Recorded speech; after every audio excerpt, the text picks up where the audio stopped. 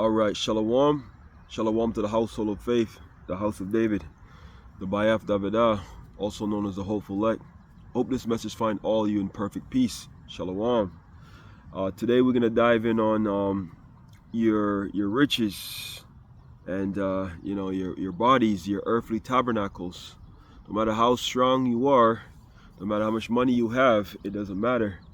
You know, when scripture talks about the race, it's not for the swift nor for the strong, So, and also, scripture came to mind is that in the book of Matthew, the 24th chapter, it says, "But he that endureth to the end, the same shall be saved." So this is a fight. This is a spiritual fight. This is a spiritual battle. Scripture tells us that the weapons of our warfare are not carnal. They're spiritual weapons. Which is a sword. And the number one spiritual weapon that we have is what? Faith.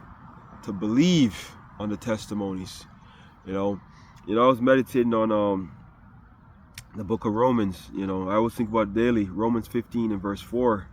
And then I heard a beloved priest, I saw one of his epistles, and that's one of the scriptures he referenced, Romans 15 and verse 4.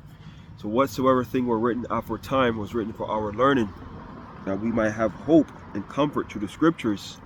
And these are the examples. Wow, I don't know if you can see that. There was just three doves just flew right by, and now they're playing. And the dove is the Yahushai's favorite bird. So that's a beautiful omen. The last few days, I was doing these epistle shorts through the Spirit. Birds are always chirping in and chiming in. It's a beautiful thing. It's a beautiful thing, man, because Scripture tells us in the book of Romans, the 8th chapter, the whole creation groaneth for the manifestation of the sons of power. See, because right now, sons of power are in the lowest state. That's why we need deliverance. That's why we need salvation. So all these things that we're experiencing are just temporal. All the sufferings, all the pain, all the hell we're catching aside is just temporary. Because I like to reference the scripture a lot, because it says the trial of your faith worketh patience. And that word patience, and I repeat it again and again and again, it goes into suffering. So once you come to serve Yahweh Bashim Yahushai in truth and sincerity, you're gonna suffer, because we're being tested, we're being tried.